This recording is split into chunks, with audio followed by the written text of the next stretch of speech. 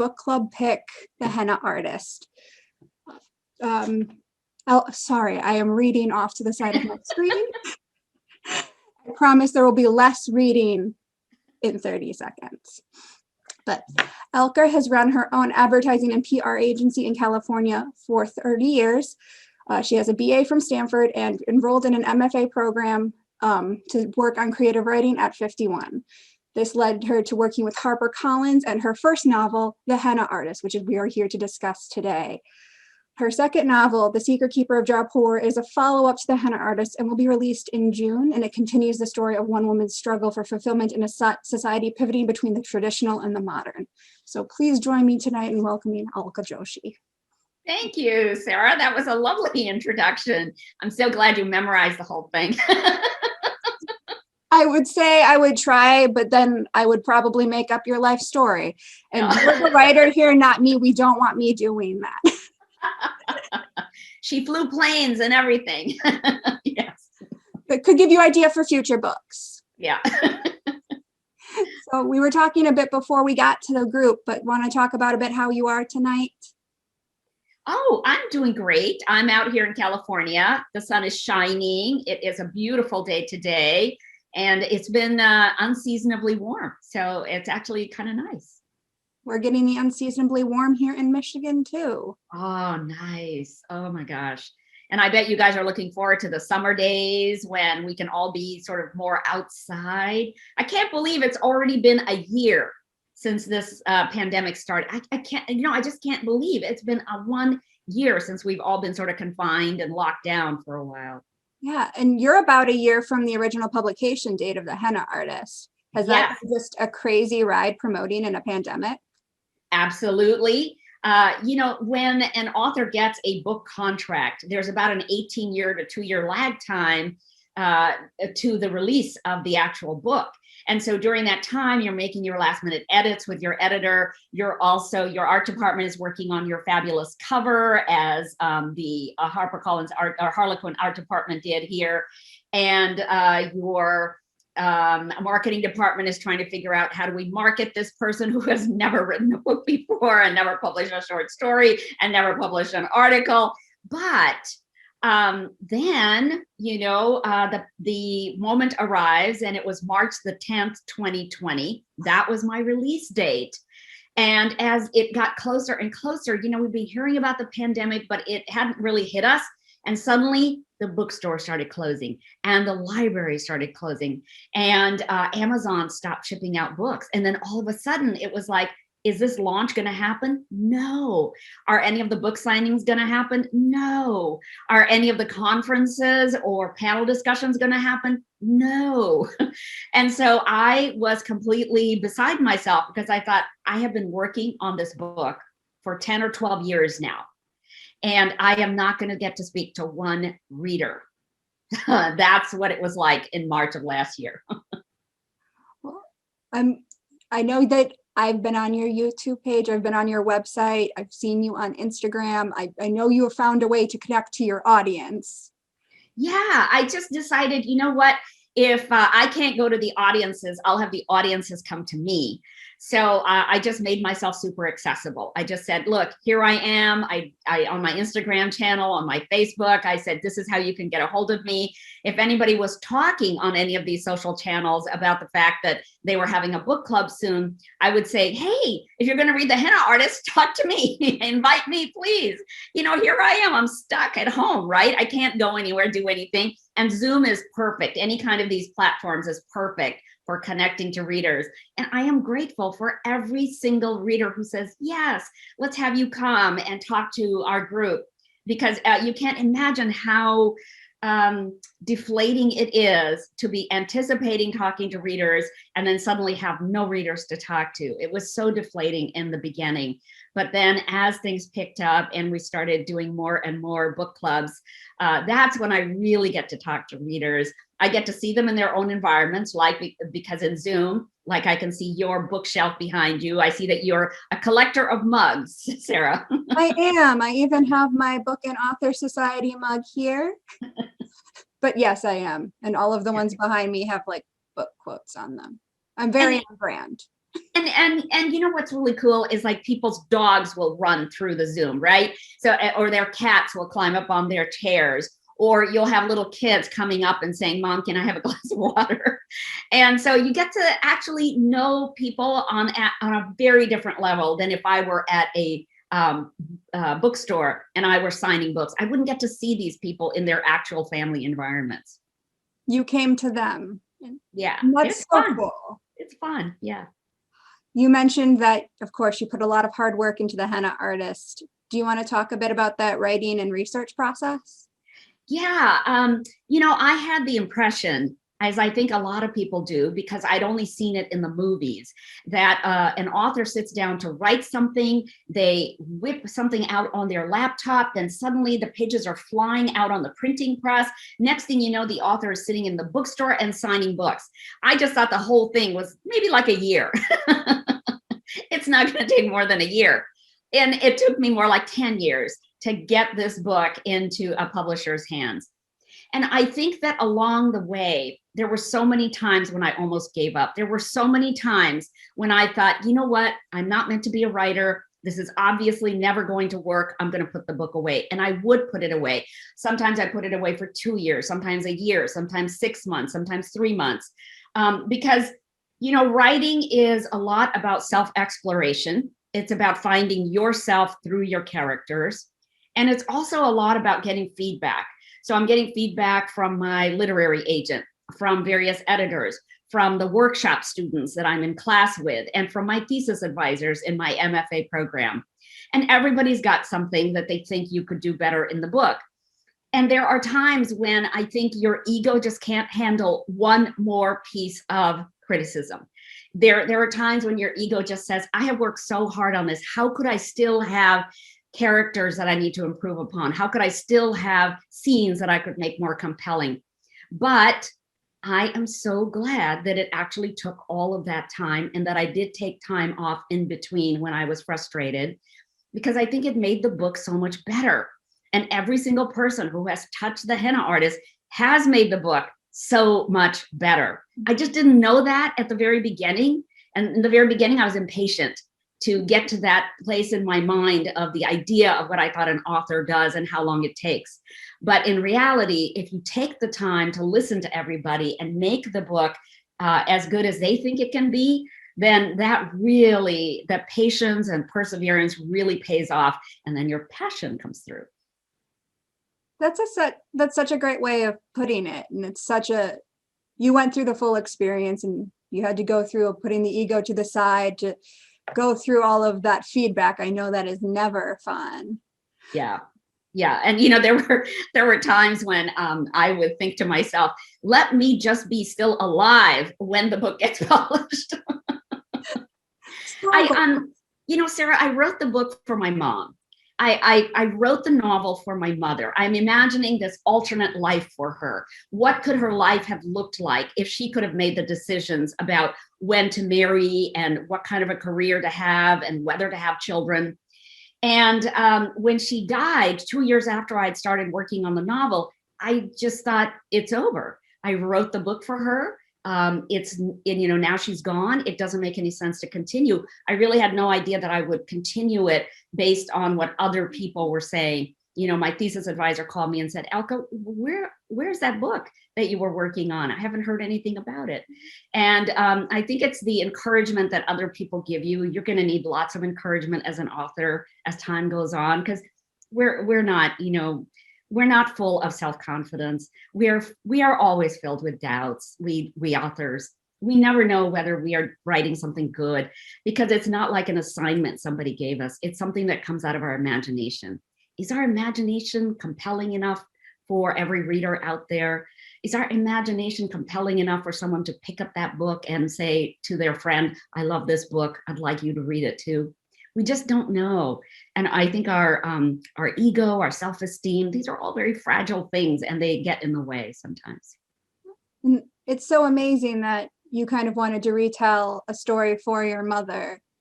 And I assume that involved a lot of research, since you weren't retelling her exact life and you weren't you were not personally a 30-year-old woman in India in the 1950s. Right, in the 1950s in Jaipur. So what I did, though, was I picked 1955 as the year that we start the novel, because that was the year that my mother and father were married. So I took that as an auspicious sign. It was also the year that divorce became legal in India. And I wanted Lakshmi from the very start of the novel to be able to know that she could get a divorce. She has been hiding her past. She has been estranged from her husband for 13 years. Nobody in Jaipur knows about this. And so when he does show up, I want her to be able to say, we can get a divorce now. It is legal. So I wanted her to have that out. And also, so in the 1950s, you know, I can not only mine my father's and my mother's experiences, but I can also mine all of their friends' experiences. So many of our family and friends still live in Jaipur because we used to live there also at one time. But also I have memories of that time. You know, I was born in 1958 in Rajasthan, and I remember, you know, living in all of these different places. Before I was 9 years old, we lived in 5 different cities. We constantly were moving, yeah, because my father was a very up and coming engineer. And he was one of the people I talk about in the Henna artists, these engineers, these architects, the ones who are rebuilding India in the 1950s. He was part of that really important team of people that India needed to rebuild itself. And so he was constantly being put on a project here and a project there, and we were, you know, moving around all the time. So I got to experience a lot of northern India while I lived there, and I could mine a lot of that memory as well. That's fantastic. And I love that it is part lived experience and part imagination and all of that. That's amazing. Yeah. And also, you know, a lot of it is I read books, as we all do. So I read a lot of books by Indian authors from that time period, from the 1940s, 1950s, and 1960s. A lot of Indian authors, you know, were writing about that time. And so I read a lot of those books, and it informed me about life in the village and life in the city. My father is from a village, my mother is from the city. And so, you know, I could compare and contrast their experiences with what I was reading. I also watched a lot of movies, Indian movies of that time period. And as you and our audience probably know, we have so many movies that are made in Bollywood every year. I think it's something like 2,500 movies a year are produced in Bollywood. Okay. And, you know, it's been around longer than Metro-Goldwyn-Mayer. So there were so many movies of that time period, black and whites, that I could watch. And I decided to put those movies right in the context of the book because the characters are watching these same movies. They're reading the same kind of books that I am reading from that time period. And also they're falling in love with the same actors and actresses that people during that time period were falling for. Indian moviegoers are no different from any other kind of moviegoer. They also get starstruck, you know, with their famous actors and actresses, and they fall in love with some of them. And, you know, these actors and actresses become big heroes. People watch what they wear, how they style their hair, you know, all of those kinds of things. It was fun to explore all of that and put it in the book as well. That's so fun. And of course, you picture other historical fiction, and either you're going back too far for movies, or maybe I see a lot of music in historical fiction. It's not so often that I do see people including references to movies and such stuff like that. And that's so interesting that you did the legwork and you watched them and you made sure that this is what people would be doing. Yeah. And that was really fun research. I mean, the research for a historical novel, I think, is so much fun. Because, you know, you do get to reference a lot of interesting things like clothing. What were people wearing back then? What were their social traditions? You know, like how did they welcome people into their home? How did they set a table? I think these are all things that we women are particularly interested in. And when we learn about what women were doing in a historical context, that's even more interesting, because then we can sort of compare and contrast how we got to where we are today based on what they were doing back then. And, you know, I really feel, Sarah, that writing historical fiction is a way of stemming the gaps in our history, our real history. We have so little known about what women were doing and thinking and doing, you know, like how they were propping up their families in any given period. And it's so important for historical fiction authors to get that right, to really understand what women of a particular time period were doing, because I think we need to know the full history of a people, not just the male history, but also the female history. It does feel like, and you do an excellent job of this, going back and filling in the gaps, because the movies will not tell the full story. And that's an era where men are doing a lot more writing, a lot more candid writing, especially, than women. So getting to go back and tell these stories in an accurate manner, as accurate as we can imagine, is so important for women like us to be able to see ourselves represented through history. Yeah. And, you know, the Henna Artist wasn't just about my mother's alternate life. It's really also about all of the agency that the women of different classes, different castes, and different socioeconomic circumstances are exercising. So, you know, it's how much power do each of these women get to have within their limited structures that they live in? Who gets to have more? Who gets to have less? And when women don't have equal power to men, what does that do to them? That's what each of these characters is sort of, you know, exhibiting. Are they envious? Are they depressed? Are they jealous? Are they competitive because they're not getting equal power to men? And I wanted to explore those relationships between the women and also around the men. But I wanted to make sure that we understood what happens to these women, even the Maharanis that are in the Henna Artist, even with all of their wealth and privilege, they don't have a lot of power. Their husbands still had the right to say, you know what, I know that we just had a child together, but I'm not going to make that son the crown prince. I am going to go outside of this family into the same caste, and I'm going to get another child from that family and install them as the new crown prince. You know, a Maharaja got to do that, and the Maharani could say nothing about it. So even the women of a lot of wealth are not able to exercise the power that the men are.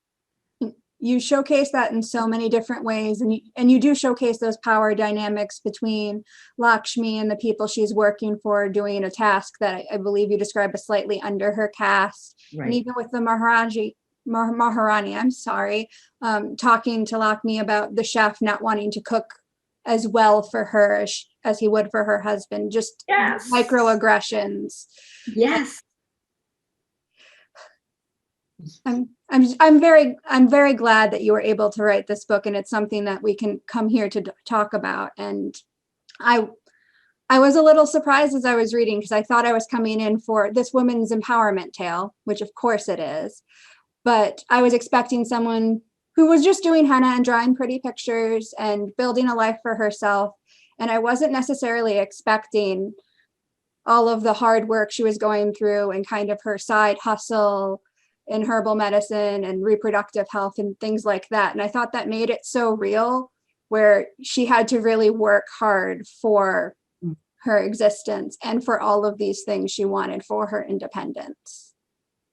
Yeah, Lakshmi is in a very vulnerable position in 1955. She has no husband that anybody can see. She has no children, and she has no family nearby. Now, those three things are so important in India to give a woman some kind of status in society. Lakshmi has none of those. All she has is the skill of being the henna artist, and then this little side hustle that she does in order to make the rest of the money. And in her henna art, I have given her a lot of creative license to do the kind of henna that actually wasn't being done in the 1950s. You know, my mother said to me, honey, this Lakshmi character in your book, she's doing all of this elaborate henna. And, we didn't do that. And, when I was married, we had very crude henna on our hands, just like circles and dots and, just the tips of our fingers. It wasn't anything elaborate. I said, Mom, I get to take creative license. That's what fiction is all about. And besides, I want to make Lakshmi this extraordinary henna artist who is able to make 10 times what everyone else is making. And she gets to, have the confidence of these ladies. Now, they will not give her that confidence unless she has a higher caste. Mm-hmm. And she can sit on the same divan as them because of her caste. And they will confide in her because of her caste. But she is doing this work that is lowly and that people of her caste do not do. So she is considered a little bit of a fallen Brahmin. And the ladies feel perfectly okay about treating her a little bit less than they are. But she takes it, right? She has to put up with the way that they're treating her so that she can ultimately get what she wants. She realizes that she has to swallow some insults. She has to swallow some of the groping hands of the husbands of these ladies that she services. But as long as she is making the money that she wants and building this house, she knows that somehow this house can be the atonement for all of the damage that she did by leaving her husband 13 years ago. And the house, especially in the beginning parts of the novel, feels almost like a secondary character. It's what she is working for. It is what she is thinking about. It is her metric for success. Mm-hmm. And then you introduce her sister, who Lakshmi doesn't know about, and the reader, of course, doesn't know about. Yes. So then this 13-year-old sister shows up along with that husband that she hasn't seen in 13 years. And she's like, okay, who is this girl? And why are you here? And how did you find me? And all these questions will be answered for her. But in the meanwhile, the husband says, you need to take care of your sister because your parents are dead, both of them. And this comes as a shock to Lakshmi because she just assumed all of these years her parents would be alive in order for her to send for them, and they would come and live with her, and then she could take care of them until they died. And this would be a penance for her for having deserted her marriage. In India, one of the things I say in the book is that, shame spreads like ghee on a hot chapati. And shame in India is not an individual thing. It is a shared shame. So if one person transgresses, it will also affect the family. It will affect the extended family. It'll affect the neighborhood or the group of people, the community that these people are from. And Lakshmi knows that. She knows that from the moment she left her husband, that everybody in her family was going to be impacted in a very negative way. So now she's got this 13-year-old sister to take care of. Her parents have died, and her husband wants money from her. So how is she going to keep on building this house? How will she keep on maintaining this facade of a woman who doesn't have a husband, doesn't have children, when all of a sudden she's saddled with every one of those problems? I will say I got a little bit of whiplash at that point where I was like, this is not the novel I thought I was reading, which was kind of exciting at that point to go into something thinking, okay, I kind of get where this is going. I kind of get where we're going with this empowerment, and then have it completely turned on its head. And can I just say that Radha, you wrote the perfect 13-year-old. She feels entirely age appropriate down to just how rebellious she is and how much she thinks she understands about the world and clearly does not. It's perfect. Yeah. And I think part of what I'm trying to show, there's a 17-year difference between Radha and Lakshmi. And what I'm trying to show is that Radha is the epitome of, I think, the girls we all are, the girls we think we will eventually become, because, we are happy, we are whole, we don't feel like we're missing anything, that, if we feel like dancing, we dance, when we are young girls, we do all of those things because we just feel happy to be alive. As we get older and get to the age that Lakshmi is at 30, by then we have learned so many different behaviors that are more acceptable to society. We as women should not be too loud or too aggressive or show off in front of other people. We should take care to smile a lot because that shows that we are agreeable. And if we are agreeable, then we have more partners in marriage available to us. There's all these things that women are supposed to be beholden to. So these are two different parts of a woman that I'm trying to show with these two sisters. And the reason that they have so much conflict is because each of them is at a different end of that spectrum. I don't know that I would have noticed that if you hadn't pointed it out, but you definitely hit that mark. Mm. I think it's my mother, I think, even though she was raised as a traditional Indian woman, she wore saris until she was 35 to 40 years old. And she always cooked Indian food. She was a traditionally brought up housewife. So even so, she was a feminist. And when we first came to the United States in 1967, I think what happened is that she just looked around and she thought, wow, there's so much going on in this country. In 1967, there was a sexual revolution. The summer of love was about to happen. A man was about to land on the moon in a couple of years. There were students rioting on all the college campuses about the Vietnam War. There was so much going on in this country. And my mom looked around and I think she was like, wow, women have a voice here. Women can go and protest and children can go and protest. Maybe I could raise my children a little differently from the way that I was raised. Maybe I could have a voice here that I didn't used to have. So I think that little by little, I think that she sort of realized that she could have more freedom, more power in this country, in the Western world, than she could in the East. So she raised me to be so different. She always said that I could be like Lakshmi became in the henna artist, that I could forge my own path, that I could manage the patriarchy on my own. She said, honey, you have everything it takes to do that. But the only thing I ask of you is that you make sure that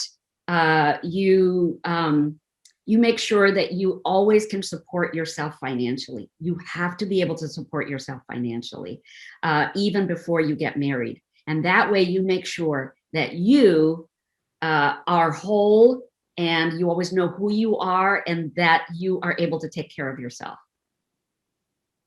What an amazing thing for an immigrant mother to be able to do. That's amazing to hear at any level, let alone, yes, from an immigrant mother just arrived in the country. That's amazing. You mentioned her cooking a little, and you do mention food quite a bit in your novel. In fact, you gave us some recipes I'm probably going to try out. Do you want to talk about that at all? Yes, I think that there's so many cultures like the Indian culture where you cannot talk about the culture without also talking about the food. Remember that it was all of the European explorers who were looking for the spices of India. The spice route is what everybody was after. And that's because in the tropical climate of India, all the spices grow. And in every single dish that we make, there's not just one or two spices. There's like 5, 6, 7, 8, 9 spices that are put in almost every dish that we make. So it becomes very rich. It becomes very layered and textured. And so I had to include food in the novel. There was no way I wasn't going to include food. It also is my favorite food, and it's my two brothers also. They love Indian food still to this day. And my husband, who is not Indian, also loves Indian food. So it's a wonderful thing to still be able to cook in the same way that my mother used to cook. And so I included some of her favorite recipes in the henna artist. And then I also included other recipes of hers in The Secret Keeper of Jaipur. So your sequel is coming out in about 2 months now. June 22nd is the release date. Yep. Did that one take you a little under 10 years to write? Yes. Yes, and for 2 reasons. One is that I got to know these characters so well, they live in my head, right? They have been living in my head for 10 years. And sometimes I'll be just walking and all of a sudden they'll pop into my head and they'll start doing something in a scene. And I'll be like, oh, how old is Malik in this scene? How old is Lakshmi in this scene? And they're all of a sudden, they're like talking, they're doing things. And so this happens when you're a writer. Your characters actually start doing things that you did not expect in your own imagination.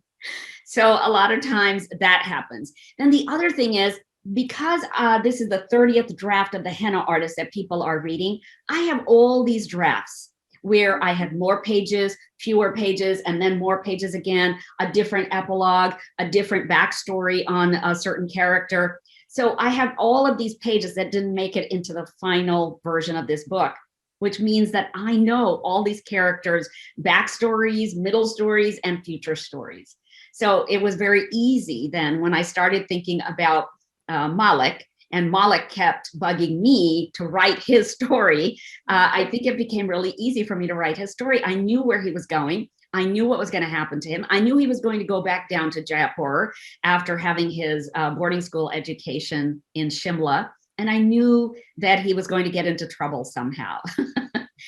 So in both of the novels, we meet up with the same Maharanis again. We meet up with the whole Singh family, and we meet up with Lakshmi, Radha, Malik, Kanta, Manu, and everybody else, that Dr. Kumar from the first novel. And the same thing's going to happen in novel number 3. So that's what I'm working on now, and that will complete the trilogy.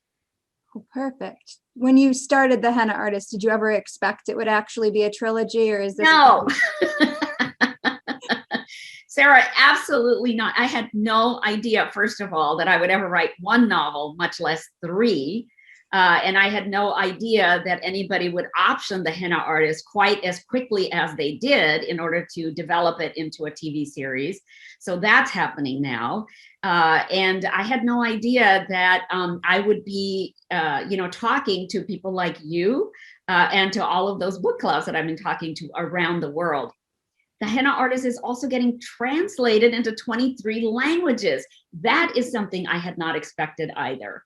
And just the fact that women write to me every day, readers actually from all other countries write to me, and they say, look, I don't know anything about the Indian culture. I don't know anything about your food. I don't know about your traditions. But reading this book, The Henna Artist, makes me feel like I'm there. I feel like I'm tasting the food. I'm smelling the smells. I am walking the streets of Jaipur. And now they want to put it on their itinerary as soon as they can travel out of COVID. That's quite the recommendation there. Yeah, I know.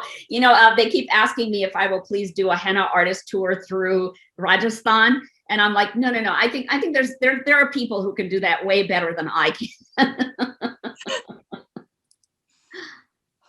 That would be fun, though. That would be fun. Yeah.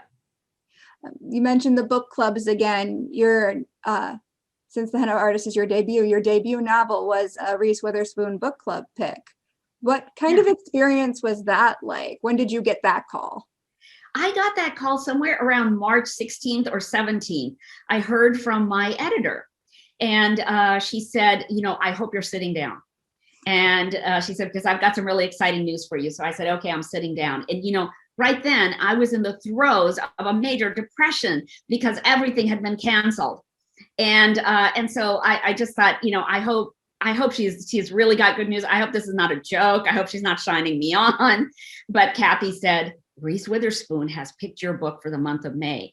And for a second there, I didn't know what to say. I was just completely like, what? What did she just say? Because that was the last thing I expected, is that a major book club like that would pick up the book. And it was so exciting. After that, I was just jumping around. I was like, ah! And then my husband came into the room and he goes, what's going on? What's going on? And I told him, and he started jumping around the room. So I think what a wonderful stroke that was, and what a wonderful person Reese Witherspoon is for championing books that are written by women with strong female characters, because they serve as a model for all of us. They serve as a model for us when we are having a hard time.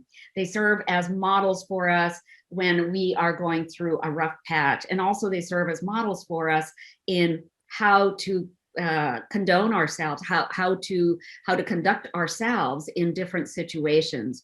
So I have nothing but great things to say about Reese Witherspoon, who I think in just 4 short years has really turned the New York Times bestseller list on its head. And now every time you look at it, she's got 4 or 5 of her picks that are always on the bestseller list. So thank you, Reese Witherspoon, for helping female authors all around the world. She did an amazing job picking your book, and her selections really are, they're very diverse, they're female centric, and they are powerful reads. Mm-hmm. Yeah. I'm sure that helps you connect more with readers. That and also I think I have a phenomenal publisher. The Harlequin Trade paperback, Mira Books, and HarperCollins, all of a piece. They are so supportive. They have been supportive since day one about this novel. And a funny thing happened, Sarah. When they first invited me out to New York and then to Toronto, they, had me meet with all the staff, and they did a champagne toast in Toronto. And, we're on the 42nd floor of their headquarters. And, it was like amazing. I said to the marketing manager who was showing me around, Randy, I said, Randy, you guys are so nice to your authors. This is so sweet. I didn't even know that this was going to be happening. And he said, Alka, we're expecting your book to be a really big book this year. I think that was the first time it hit me that is what HarperCollins had been expecting, and that is what they had poised it as. So even before Reese Witherspoon picked up this book, they had sold it into every venue known to man. They had already got it into bookstores waiting to be put on the shelves, into libraries waiting to be put on the shelves, but nobody knew what was going to happen with the pandemic. And I think Reese Witherspoon gave us that extra boost in the arm, that first vaccine that we needed. That's amazing. And that's an interesting tale of publishing that us as readers, we don't usually get to see. We don't usually get to see that side of, all of these meetings. This is what we want to happen with this book. We're not necessarily doing it with every book, but this one we really want to do well. Yeah. No, that was really, really wonderful. Now, another thing that's been a total surprise to me, besides Reese, is how well the book has been received in India. So I want to talk about that a little bit. I think one of the biggest concerns I had when I was writing it is that Indians would say, look, you haven't lived in India since you were 9 years old. How in the world are you going to be able to write about India? What gives you the right? Right? Isn't that a question that we're asking about almost every author? Does this author have the legitimacy to write about this particular subject matter or this place? And the reverse has actually turned out to be true. Now what Indians, both in India and across the global diaspora, tell me is, you haven't lived in India since you were 9 years old. How did you get this so accurate? How did you make us feel like we were there again? How did you make it feel like we were cooking that same food again and the same sounds and smells again? And also that you got the caste system and the colorism right? It's a subtle thread that is woven throughout all of your daily interactions. It's not something that I wanted to make a major subject of the novel. What I'm really doing in the novel is, as these women are going about their day in the 1950s, I'm weaving in these slights. I'm weaving in the ways that they treat each other and the ways that people react to the treatment that they are given in a very organic way. That's how I wanted to paint it, because that is the way we all live. We all live with contradictions and with conflicts in our daily lives. We navigate through them as we do. And I just wanted to show life the way it was organically. I've lived in Michigan my whole life. My parents live in Michigan. So I'm glad to hear that this has been well received outside of the US market. Yeah, absolutely. I see here, there's a question. What was your inspiration or catalyst for the character of Malik? Okay, so I'm going to talk about that just a little bit, if that's okay. Go right ahead. All right. So Malik came to me fully formed, as did many of the characters. He is not based on any one person I know, but he is based on a lot of street children that you meet in India. They are running around. They are probably truant because their mom and dads are very busy working and making enough money so they can feed the family that night. So that's who Malik came from. And I imagined him holding out his hand to Lakshmi, this woman that he sees crisscrossing the city. And one day he's holding out his hand, and then she just places one of her tiffins right there, and he puts his fingers around it, and then he follows her. And they've been together ever since. And this is a tiffin actually from my family. I know you can't see it, but it actually has my father's initials engraved into it. So yeah, so that's how we meet Malik. Now, as a writer, I have choices that I can make about what I'm trying to convey. I take this responsibility really seriously as a writer. One of the things I want to do with my writing is I want to model good behavior. I want to model better behavior, the behavior that I would like to see. And Malik, I deliberately made Muslim, and Lakshmi is deliberately Hindu, because I wanted to show that there is a symbiotic relationship between this Hindu and this Muslim, the way that it always happens in India. In India, you do have a lot of good relationships between Hindus and Muslims, but the Western world doesn't often hear about that. They only hear about conflict. So I wanted to make sure that that came across.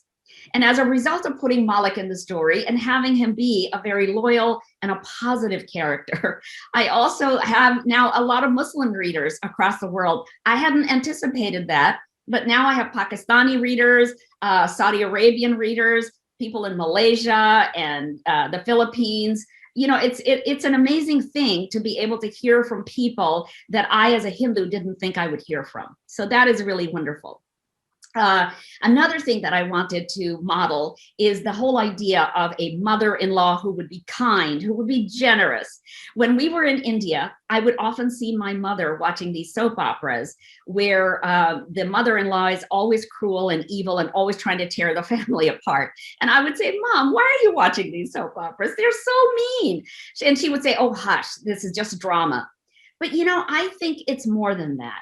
I think that if we keep seeing the same visual references over and over and over again, I think they become part of our imaginary lexicon.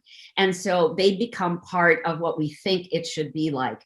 And I wanted to model a mother-in-law. So Lakshmi's mother-in-law, I wanted to model as a very positive woman, as a woman who loves her daughter-in-law and is helping her learn about these herbal remedies and how to heal herself, and also helping her escape this abusive marriage. Why not? You know, I think that happens. So yeah, so I just wanted to talk about that a little bit. You actually, the mother-in-law is one of the most surprising characters in the book for that reason. You did a fantastic job modeling a unique and healthy relationship there. Yeah. Let's see. So she was one of my favorite characters. And as happens with writers, so many of our characters are sort of like, they're like amalgamations of different people that we know. And Sas, Lakshmi's mother-in-law, has so many parts of my own mother in her. Because my mother, I think, was a very kind person. And whenever she was teaching me anything, whether it was cooking or it was knitting or it was sewing, she would always be so kind and gentle. So if I screwed up, as of course, as a child, as a girl, I was going to, if I burned a chapati, she would say, oh, that's okay, we'll just start all over again. She never got mad at me. She never had a cross word or anything like that. So Sas is one of my favorite characters because, you know, my mom. Lakshmi is, of course, one of my favorite characters because she has so much integrity and this ability to get around these obstacles in a way that I wish I did. Do you know what I mean? Like, you know, she is the person I wish I were. And then the older Maharani is another one of my favorite characters, besides also Malik. So the older Maharani came to me also fully formed. I don't know where she came from, but I love her eccentricity And I love the fact that she is always, watering her orchids with gin and tonics. I like the fact that she didn't get to have her own children because her husband, the Maharaja, didn't want her to.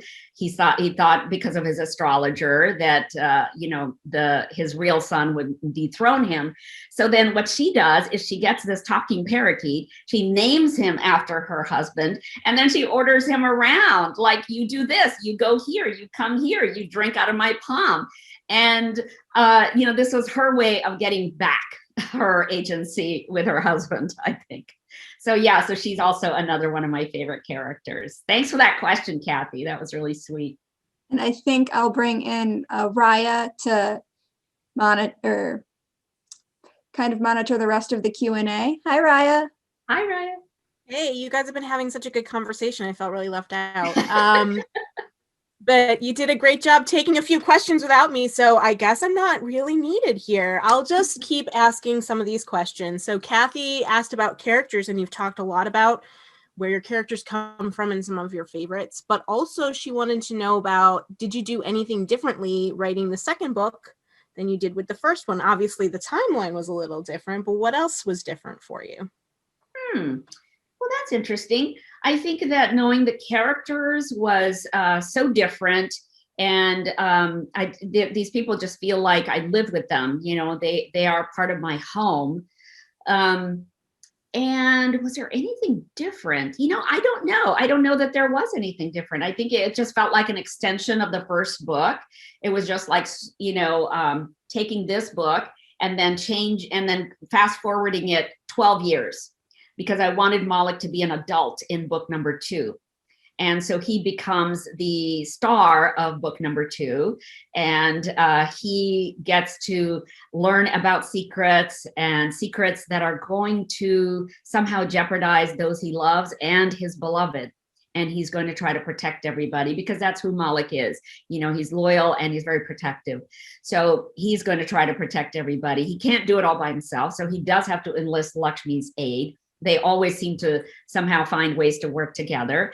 And so he and Lakshmi are going to figure out how to upend some of these shenanigans that are happening in Jaipur with the Maharani's projects.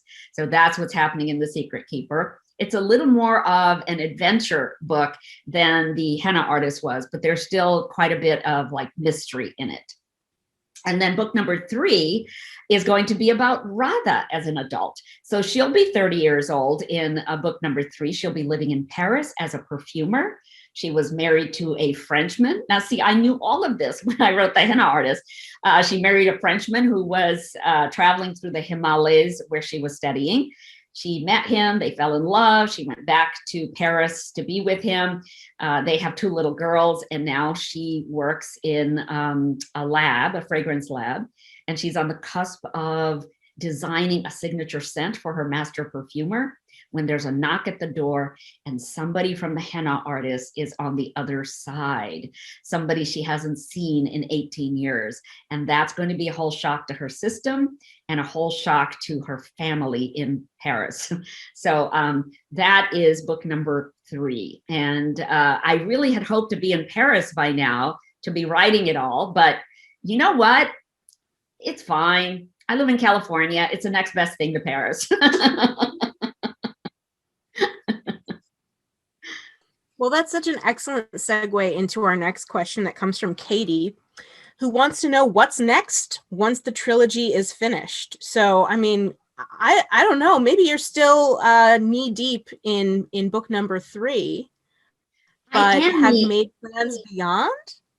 Well, I am knee deep in book number 3, but I have a couple of ideas brewing in my head. I am constantly coming up with other ideas for books, and I speak them into my phone and I make a note about them. So maybe I will follow up on one of those. The other dream I've always had is to do a graphic novel because I love to draw and I like to write. I like to do both.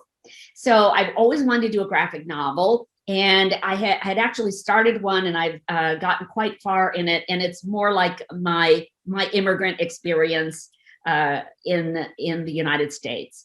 but I may never publish that one. But I do want to turn the henna artist into a graphic novel. I think it would be so beautiful.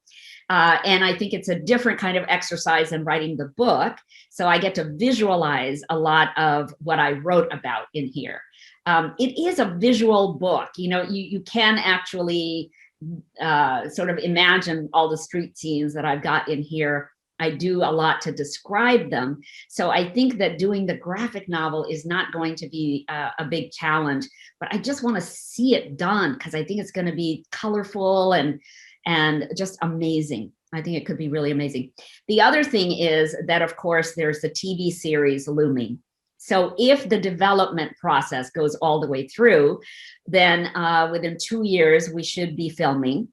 And perhaps by the time I put novel number 3 to bed, I'll be in India watching that getting filmed in both Jaipur and Shimla. Let's cross our fingers and toes.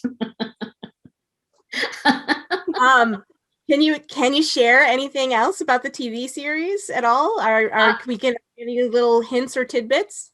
Well, Michael Edelstein is an executive producer, and he read The Henna Artist first, and he said, oh my God, when I was in England and I was in charge of NBC Universal Studios there, and I was overseeing Downton Abbey, I saw that The Henna Artist could be an Indian Downton Abbey. This could be an Indian Downton Abbey. This could be that lush. It could be that gorgeous.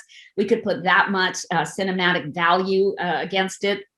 And then he sent it off to Frida, whom he has known forever, Frida Pinto. And he said, Frida, you got to read this novel. It's amazing. And I think there is a part in here for you with Lakshmi. So she read it and she said, oh my God, yes, I'm on board. And then Michael has a first look deal with Miramax TV. So then they're on board. And then I've had all of the Zooms with all the different production teams that were interested in the Henna Artist as an option for screen adaptation. And one of the first things that, Ellen Goldsmith Vane asked me, she is the CEO of the Gotham Group, that's my screen management agency. One of the first things Ellen asked me is, do you see this as a TV series or as a movie? Because that's what we need to tell all the production teams. This is how she wants it to be proposed. And I said, oh my God, I absolutely see this as a TV series. It's got to be a TV series because there's a lot of characters, there's a lot of scenes, there's a lot of places, and there's a lot of characters that you can keep developing because there's not enough room in a book to put everything about them that I wanted to put about them. So she said, okay, great. So I was so delighted when, Michael and the other production teams were just like, yes, we can see this as a TV series too. This is fantastic. So hopefully it will be bought by a streaming service, and then season after season after season will, be another version of these characters living the life of the henna artist. Okay, well, I can't wait. So you have at least one guaranteed viewer. I think that's all the time we have for questions before we close it up. I just want to say happy National Libraries Week and happy National Library Workers Day. Since a lot of the Metro Detroit Book and Author board members happen to be library workers, we love you and thanks for all that you do. And thank you, Alka. And I'm going to say goodbye so that Sarah can close us out. Aw, thank you. Thanks, Raya. Hey, Sarah, thank you so much for moderating today. And I also want to thank the society. I think that this has been really fun.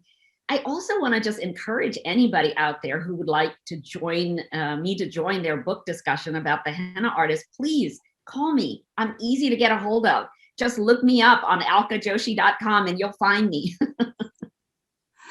Alka, thank you so much for coming tonight. This has been the most amazing kickoff for our spring series. We're so excited for you, for your new book, for the TV show, for your continued writing, and anything that else comes from whatever is happening in your imagination. It all sounds fantastic. For everyone watching, please, if you have not bought your book already and you want, or if you just want a paperback, because who does not want 2 copies of the same book? The Henna Artist is out in paperback today. I believe on your Instagram, you said it's very similar to this cover, except things have moved around and it's lighter. We love a lighter book. So Oh. go over to BookBeat Detroit And also, oh yes. and also, I think, Sarah, it has a couple of chapters of The Secret Keeper of Japor at the very end. Oh, So good. you can get an idea of what The Secret Keeper is all about. For everyone that cannot wait until June, you can get a head start on your Secret Keeper of Japor reading.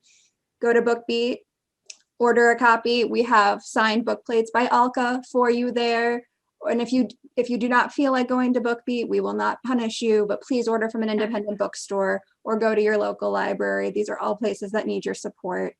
Before I let you all go, I do want to remind you of a few other programs we have coming up. I have my paper back. You will have to forgive me. On April 19th, we are talking to Emily Duncan, who is coming by to chat about her Something Dark and Holy series. And on May 17th, we have award-winning novelist J.T. Ellison, who is promoting her new novel, Her Dark Lives. There will be book bundles for all of those books as well, again, through BookBeat. Your sign-up process is exactly the same. And if you have not followed us on Instagram, Twitter, Facebook, all of the normal places, we are not on TikTok. We are too old. We're sorry. But if you have not followed us there, please do. That's where you're going to find out all of the up-to-date information. You'll see us promoting these these authors and all of our book events. So please follow us everywhere. And Alka, thank you so much for this tonight. You're so welcome. And I love JT. I just got off the phone with her a few days ago. She's really great. Yeah. You'll have to stop by in May. And all right, everyone, thank you so much for coming. We will see you in a few weeks. All right. Bye, everybody. Thank you.